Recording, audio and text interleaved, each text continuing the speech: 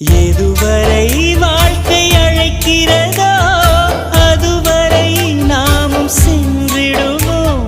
விடை பெறும் நேரம் வரும்போதும் சிரிப்பினில் நன்றி சொல்லிடுவோம். பரவசம், இந்த பரவசம் என்